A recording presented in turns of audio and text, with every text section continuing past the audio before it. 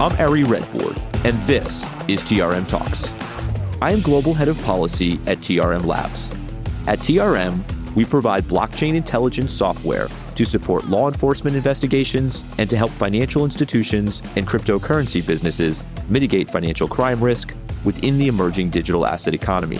Prior to joining TRM, I spent 15 years in the U.S. federal government, first as a prosecutor at the Department of Justice, and then as a Treasury Department official, where I worked to safeguard the financial system against terrorist financiers, weapons of mass destruction proliferators, drug kingpins, and other rogue actors. On TRM Talks, I sit down with business leaders, policymakers, investigators, and friends from across the crypto ecosystem who are working to build a safer financial system. On today's TRM Talks, I sit down with Brad Brown of Australian regulator AUSTRAC. But first, inside the lab, where I share data-driven insights from our blockchain intelligence team. On today's Inside the Lab, we're talking World Cup. While Spain is our champion, the reality is that the World Cup was a playground for scammers who built infrastructure even weeks before a single match kicked off. TRM was tracking fake ticketing sites, fixed matched betting schemes, phishing kits, and opportunistic meme coins riding the tournament's wave. This is a pattern we have seen before at every major global event. For context, roughly $35 billion flowed to scam-linked wallets in 2025, part of a record $158 billion in total illicit crypto activity. As of early June, TRM had identified 4 scam addresses tied to 3 live World Cup-themed operations. The dollar amounts were not a lot, under $1,700 combined, but that's the nature of event-driven scams early on. One ticketing scam on Polygon took in most of its money in a single day, suggesting a viral push drove a short burst of victims. A fan token called World Cup was trading on one exchange with no connection to FIFA, impersonating the tournament directly, and proceeds were routing through cross-chain bridges towards Tron, a pattern tied to an estimated $1.9 billion in all-time scam funds. The point is timing. The infrastructure exists for this months before kickoff, which means there's a real window to disrupt cash-out points before losses scale. Fans should be skeptical of anything not coming directly from FIFA or any other official sites, and report suspicious addresses to Chain Abuse or the FBI's IC3. The World Cup might be over, Spain may be the champion, but we are going to see this pattern play out over and over again, from the Super Bowl to the Olympics and beyond. And now, AUSTRAC's Brad Brown. Today, I am joined by the National Manager for Regulatory Operations for AUSTRAC, Brad Brown. Brad, thank you so much for joining TRM Talks. Pleasure to be here, Ari. Thank you. If I could kick us off, I feel like there's always an interesting journey to a role like you have, really overseeing a lot of the regulatory work for AUSTRAC in Australia. Would you tell me about your journey a little bit? How did you get interested in this topic? Yeah, I'm going to say I've had an incredibly rewarding career. It's a career over that now spans decades. So it just means I'm showing my age, but started within law enforcement in policing with a quite a lengthy background in intelligence before I joined AUSTRAC in 2004. So I joined within our intelligence responsibilities within AUSTRAC, but over the journey and over the course of multiple years, I've also worked in our policy, which is an important consideration in terms of the anti-money laundering reforms that are just upon us. Also worked in our education space, in our international engagement, in work in terms of our FinTel Alliance and our partnership with businesses, and now more recently in terms of our regulatory responsibilities and supervisory engagements with businesses over the last 4 to 5 years. So I think it's the culmination of all of those parts of my career that sort of lead me to where I am now. It's probably the focus and the engagement I've had with businesses that helps shape how I focus upon the work that I'm doing. I really believe in even though I'm the regulator, I also really believe in the partnerships that we necessarily have with businesses and working with businesses in the first instance to achieve the right outcome. Perhaps my background leads to one consideration is that I'll also, where it's necessary, take action, and I'll be assertive and necessarily expect that businesses improve, and I'll support my teams in doing that as well, which is perhaps what we need to do as a regulator. It's really interesting. I mean, in terms of your law enforcement background as well, I spent about 11 years as a federal prosecutor here in the U.S. and then went to Treasury, where I was sort of more of a regulatory role. You don't meet a lot of people who have the combined law enforcement plus regulatory policy piece. Tell me a little bit about your law enforcement career, and then maybe how has it informed the work that you do as a regulator today?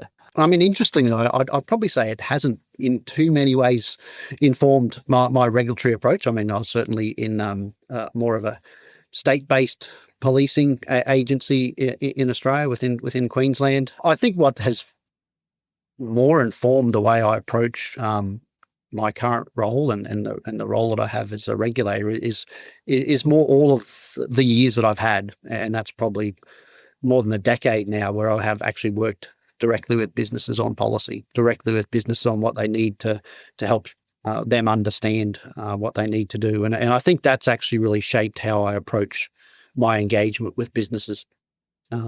More so now than perhaps anything to do with where I was in policing and law enforcement. We have a pretty sophisticated audience of compliance professionals, global regulators, law enforcement. It's really a cool mix. But would you just spend a moment or two sort of talking about the role of AUSTRAC in sort of the financial space within Australia and sort of the mandate? Yeah, so AUSTRAC has two primary functions. It's Australia's financial intelligence unit. So as a financial intelligence unit, we collect and analyse information and generate insights and intelligence, which we then provide to law enforcement, national security and other partners within Australia and at times internationally to assist with investigations. We're also Australia's anti-money laundering and counter-terrorism financing regulator, and that's the key part of that role that I play. And in that, we necessarily ensure that businesses are complying with the legislation that in Australia. That might mean primarily that we engage in education and providing advice, etc., but also we'll certainly check people's homework, so to speak, and ensure they're doing the right thing. And then in certain cases where we consider there's more serious harms or systemic failures, that's where we will take a harsher approach and utilise the enforcement powers that AUSTRAC also has. Talk me through sort of your role day to day. Yeah, so I have multiple teams, have a large group of staff that necessarily work with me. Give or take, it's about 100, and we conduct assessments of businesses that are regulated in Australia. So we will engage with them. We will, as I say, check their homework to actually assess whether they have put the obligations in place under law in place. That means we'll go and speak with them. We'll ask them questions. We'll inspect files. We'll interview key people in key roles at different points in time. We'll leverage our data that we have available to us in AUSTRAC to actually determine whether there are businesses that are outliers. We'll engage with our intelligence colleagues to determine whether there's anyone that we think is involved in any activity that we would actually want to see stopped and take action in that regard. So multiple teams, normally they're focused a bit on different industries. So we have a team, for example, that focuses on our payments and remittance and virtual assets. We have a team that's focused on banking and the like. We've had teams that have been focused on all of the gambling and consideration on casinos and corporate bookmakers, so sports betting. Getting a little more granular, it's interesting. Would you brief this group here a little bit on really the first AML or biggest AML reforms in 20 years dropped really just a few months ago? Would you walk us through what those reforms look like? Yeah, well, first and foremost, an incredible amount of complexity. Complexity in relation to what the changes that we had to put from legislation into policy and then into practice. So a whole lot of people involved, a whole lot of new systems on AUSTRAC's end, but a whole lot of engagement. It looked like, I'm going to say, the most comprehensive level of engagement and co-design with businesses that AUSTRAC has ever done in its history. Massive amount of credit has to go to our CEO, the boss of our organisation and senior executive. We also looked at some of the most innovative thinking and things to put in place to assist businesses to understand the risks that they face in relation to criminal activities, but also necessarily how to apply. So AUSTRAC has now a world first in terms of program starter kits, which will help businesses, we hope, start the journey of what they have to do to be regulated. And as a final point about that briefing, it's maintaining pace over probably what has been 18 months. 18 months of delivery, 18 months of engagement to get us to a point to have businesses ready, we hope, from the 31st of March when some of the obligations commenced, and more recently the 1st of July, which was the key date in the legislative timetable. Walk me through sort of, what from a high level perspective, or what would you consider to be sort of key takeaways from this tranche? I mean, the most important takeaway and change is certainly that we have expanded the regulation in Australia. So our regulation and our responsibilities now cover other businesses that we previously didn't regulate. So those that are providing legal services, accounting services, real estate services, trust and company service providers, and dealers in precious metals and stones. So that's the most significant because that's has a major impact around the population that we regulate. So previously it was about 19,000. It's certainly growing every day and above 50,000 at the moment in terms of that population that we'll have responsibility for. We also expanded considerations around our virtual assets or digital currencies, crypto, whichever word you wish to use, and to align that more with the global obligations that we necessarily have to have regard to. It's interesting, talk me through that a little bit. You even changed sort of the way you refer to these types of businesses, whether they're exchanges. They were called in Australia's, policy documents, digital currency exchanges. You've moved to sort of FATFs, the way the Financial Action Task Force refers to these types of services, VASPs, virtual asset service providers. I constantly joke that depending where I am or what audience, I never know exactly what to say, right? Distributed ledger services, CASPs in Europe. We have all kinds of crazy names for them in the United States. So the FATF has really always been sort of where I landed. And obviously, this is where AUSTRAC specifically wanted to get, having implemented FATF standards for years. Talk me through sort of maybe specifically what this means for virtual asset service providers in Australia. I was going to say, I wish it was just a name change, but no, it's not. There is a little bit more to it. There's some substance here too. Yes. So you're absolutely correct. There's more to it. I think, as I mentioned, first and foremost, we are now more in line with the Financial Action Task Force standards, and that relates to particularly what services that are being offered by a ever expanding and maturing financial sector, and that is the virtual asset services providers. So previously in Australia, we regulated the on and off ramps, so cash to crypto, crypto back to cash. So that's now been expanded to include virtual asset to virtual assets, the safekeeping and wallets, and also the transfer of virtual assets and making value available to others. So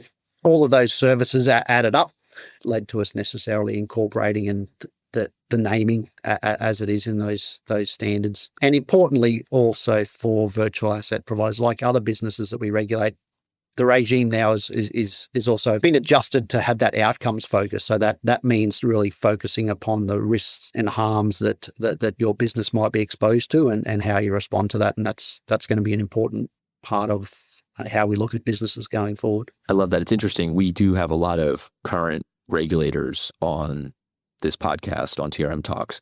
And we are starting to see, at least from my empirical evidence of this on the show, seeing consistency around that globally we're seeing this outcomes, true risk-based approach. It used to be just something you would say, and now it's like we really need to move away from this checked box regime where compliance teams are just doing what they think we need to see or want to see, to doing how you really mitigate risk on their platforms. Does that sound right from the conversations you're having with your global counterparts as well? Very much so. I mean, and if it's not only with our global counterparts, it's really just thinking that we have within Australia. I mean, what do we want to see? What do we want to see minimised? We want to see that we have an impact on on harms to the community. We want to have an impact on businesses that might be doing the wrong thing. So that's certainly squarely in our focus. Our focus from as an intelligence agency, and our focus as a regulator. So that's and absolutely agree. Other countries that we engage with definitely squarely are also focused on making sure that we protect where we can protect, and we minimize the risk where we can minimize it. I think it's really one of the most important shifts that we've seen over the last couple of years. Is this move for regulators to really push beyond this sort of checkbox model for a lot of compliance teams. It's interesting. I feel like you have a number of roles, and part of that is, hey, you're the regulator. Compliance is critical. You're looking at enforcement, but there's this other piece where you're, as an FIU, trying to mitigate risk. You want to make sure that bad actors aren't engaging with your regulated entities.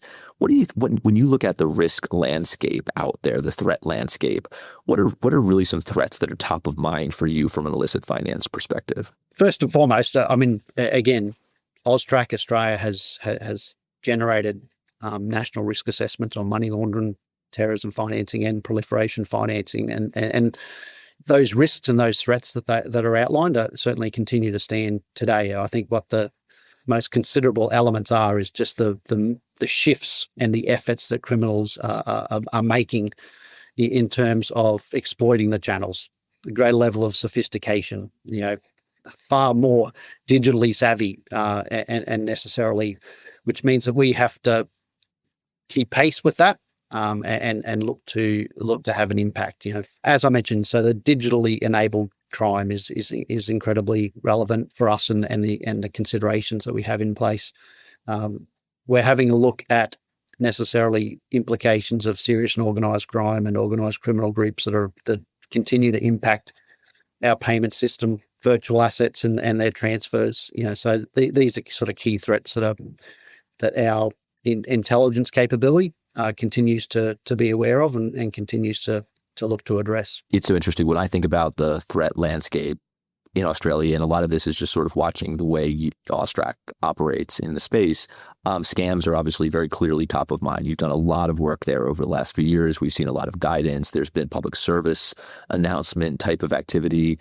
Talk me through how you're dealing with scams. I mean, this is a global scourge, but it's very clearly having a dramatic effect in Australia. Yeah, I mean, your point about global is certainly right. I mean, I think just for context, I think, again, the Financial Action Task Force has done some work on this in the more recent times, and nearly every country that is being assessed by them is highlighting fraud as a major predicate crime to money laundering.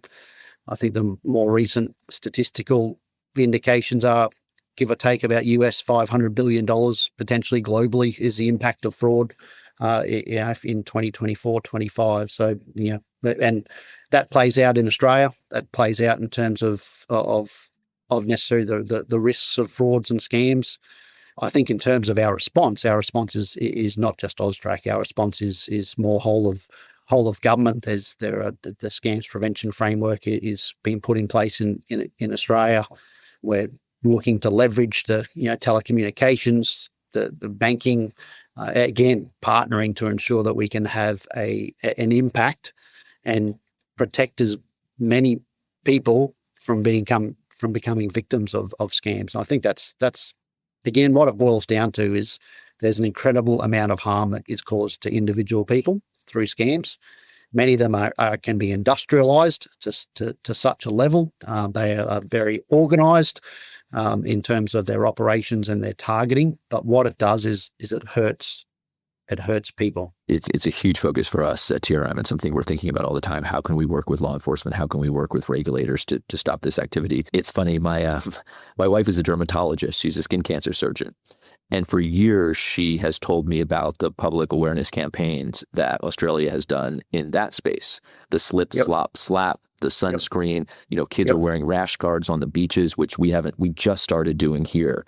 Like what you're describing here makes me think of something that Australia is really very good at, and that is getting the word out to citizens about, this type, doing potential harm to themselves, right? Messaging to the public is absolutely critical. And the more people become aware, the more they're aware of what they have to be aware of to assist themselves or potentially not be influenced, cajoled, tricked is incredibly important, and there is a lot of that messaging occurring, whether it be through AUSTRAC, but again, I'm going to say more broadly across at the Australian. Sure. No one agency, no one country can deal with this alone. I mean, we're dealing with transnational criminal organizations that are doing this stuff at scale. Absolutely. AUSTRAC supervises something like 19,000 business across all these different sectors. I mean, that is crazy. How do you think about private sector engagement when you're dealing with this many entities and helping to really push risk-based compliance with your regulated entities? Yeah, I mean, our focus is on intelligence-led and risk-based supervisory activities. So we leverage an incredible amount of information, intelligence, and data that AUSTRAC receives. We have a significant amount of information that we get from the businesses that we regulate that helps us necessarily refine our understanding of who may have a greater level of exposure to the risks that we're trying to address. We engage with businesses frequently, so that just builds our understanding and knowledge of necessarily where we need to deploy our resources at the right point in time. We certainly do not treat all businesses the same. That's a key thing. So where we think there is a greater level of harm, you might have a greater level of scrutiny, but there's also a very large and the vaster number of businesses that we regulate that our focus is more around uplift, education, guidance, communication through our messaging that we provide to actually then reach the many, and some of our actions and engagements will necessarily touch upon the few. And in those engagements, as I said earlier, that's where we sometimes ask the tougher questions, dig a bit deeper, identify who their customers are and whether and how they're dealing with them appropriately. It's interesting in answering that question, you went right to intelligence immediately. Like that's absolutely the key to how we engage. We think a lot about intelligence sharing, public-private, private-public. We operate something called the Beacon Network, which is the largest public-private information sharing, interdiction, seizure network within the crypto ecosystem. Australian Federal Police are a member of the Beacon Network. They share alerts with these exchanges. Combining your sort of law enforcement background with what you do or have done at AUSTRAC, talk me through like intelligence sharing, how we can really use it at scale to stop these bad actors. Yeah, I mean, we probably have an example in AUSTRAC that we've established the Fintel Alliance, which is our public-private partnership, and I think it's had some great success in leveraging the effort and the information that's available to a whole lot of private sector and other law enforcement partners. What we learned from that, we then try to provide a level of insight to which we provide to the entire regulated population, and publicly they're available on AUSTRAC's websites, and we do different indicators, papers and financial crime guides in relation to a range of both criminal activities but also methodologies that criminals are looking to exploit. So I think that is a way that we provide information and regular information to the masses ultimately, and similarly our national risk assessments and more recently our annual updates also really provide a level of information to businesses that helps them. There's also an increasingly a level of engagement between law enforcement with businesses directly, and obviously there's a great opportunity for businesses to learn from that direct engagement. Oftentimes it might be through particular questions that come their way that they necessarily have to respond to, but they learn. That means they can adapt and understand it, maybe different risks that they face that they need to be cognizant of in their work. My guess is that this podcast is going to be very well received and certainly listened to by compliance professionals within Australia, certainly at regulated entities. Maybe a message to them in terms of how AUSTRAC wants to work with compliance teams, regulated entities, how they should potentially engage with you. Yeah, I mean, first and foremost, I think our message is that we are seeking to set businesses up for success, and that we achieve that by providing an incredible amount of guidance and information that's either through messaging like this or through other forms of education, through e-learning packages that AUSTRAC has. So we want businesses to understand their risks and apply their obligations to, based on the knowledge that we have provided them. So I think that's first and foremost. We have articulated over the course of the last 12 months a pretty clear expectation that, again, we want businesses to manage their risks. We want people to necessarily delve in and understand the risks that their businesses face. And where that doesn't occur is where there's necessarily a greater likelihood where that you'll necessarily be called upon by myself or my teams as necessarily the regulator and ask questions. But that is a critical and core component of our regime. Understand the risks, apply the obligations. We have indicated, particularly as it relates to the reform, that we don't expect everyone's going to be perfect. We're not looking for perfection as well. What we're looking for is best efforts. We're looking for people to apply that to necessarily give it a go, to understand what they need to do about their obligations to report suspicious matters to AUSTRAC, because that then helps what we actually do with law enforcement. Again, it's that sort of journey between, being exposed to activity, looking, learning, and then actually taking action. And then that action might lead to us doing something with it.